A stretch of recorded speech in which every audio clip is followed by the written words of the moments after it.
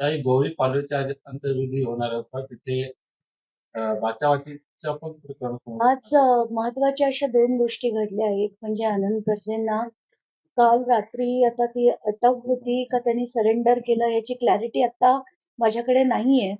पण मला असं सांगण्यात आलं होतं, की त्यांनी येऊन सरेंडर केलंय आणि त्यानंतर काही स्टेटमेंटही त्यांनी पोलिसांना दिलंय.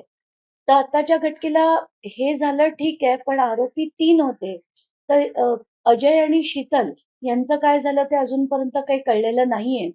पण आता प्रमुख आरोपी आपण जो म्हणतोय तो आनंद गर्जे पोलिसांकडे आहे असं कळलंय. या व्यतिरिक्त तेवढं होतंय की नाही तेवढ्यात मला त्यांच्या गावाकडून म्हणजे पाथर्डी तालुक्यातनं त्या अंत्यविधीचे सगळे फोन यायला लागले. तिथे प्रचंड तमाशे केले गेले. कारण आत्ताच्या घटनेला मला जी माहिती तिच्या मामांकडनं मिळाली, की त्या पूर्ण नातेवाईकांनी ठरवलं, की आनंद गर्जेच्या घराच्या बाहेरच अ, असा हा अंत्यविधी करायचा. खरं तर मला हे बिलकुल पटण्यासारखं नव्हतं.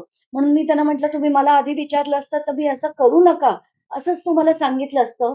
पण अंत्यविधी तिथे करायचं ठरवलं. मग त्याच्यात बाचाबाची झाली. काही माध्यमं तिथे पोहोचल्यानंतर तुमचे कॅमेरा फोडून टाकू इथपर्यंत त्यांची मजल गेली. मग त्यानंतर ते त्यांनी पूर्ण उचलून लाकडं-बिकडं जी होती, ती थोडी डिस्टन्सवर नेली.